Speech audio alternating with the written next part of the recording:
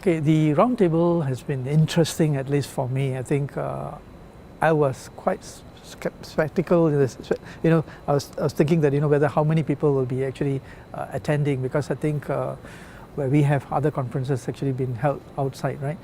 But it's interesting that I had about 10 for the first session and 7 in the second session.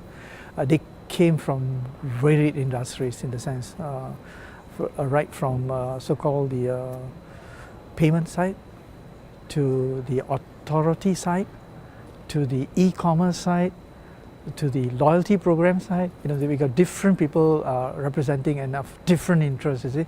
So most of them think that the so-called the transport sector is a killer app, right? So they're wanting to hear what is it that the killer app can do, in terms of payment, right? Since we're on the subject of payment. I think from members from the Philippines, which I know, there's a big group, San Miguel, that people, what they're trying to do is they're trying to promote so-called retail card, right? And they're trying to move the retail card into public transport, because there are a lot of unbanked, right? Unbanked, you're talking about cash. So you want to make it cashless, right? So what they do is actually try and proliferate this card. As they proliferate, right, they are also losing money in terms of the program, because you have to provide some kind of a loyalty for that program to kickstart. So yeah, they ask them whether they will be, so the ROI and all that. They mentioned that it will take a while, but they're not so keen about it, because I think at least they get the card going first, convert that first. The next thing is they will participate in the so-called the public transport, right?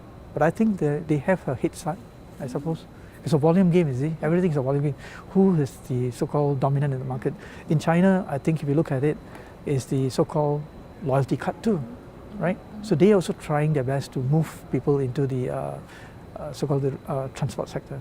Okay, if you look at Singapore itself, we have already gone through 3 generations of the card replacement, right? We came from a magnetic card, and then we move on to a smart card, okay, with one level of security. We have even moved on to the next generation, which we are using now, the CPass card. This card itself has got a higher level of security, but again, card being the dominant so-called mode of transaction, right? I mean, you're using that as to transact within the public transport. Will it move to other modes of wearable, or would it be a phone, or would it be so-called the bank cards, the credit cards can you use? So we have to test the market, and we are doing right now. Probably this year we will see both the NFC as well as the EMV card being trialed out by this year, right? And see how it will pick up. But I think by and large, I think it will take a while for the convergence to take place, right? It's all about lifestyle. It's been interesting in the sense that there are a couple of speakers, especially the thought leaders, right? Especially one of them was actually impressive with the Square, I think Jim, isn't it? I think this is impressive because I think he spoke about his experience through a story. So all you remember about Jim is the story. And then you'll know what is Square. Square is story.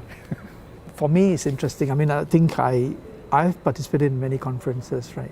It's always the, something new that you want to learn from people, right? That's always the thought, right? Something new, right? Sometimes they will say something, but then it will then think and change that into something else. So that's something interesting for me.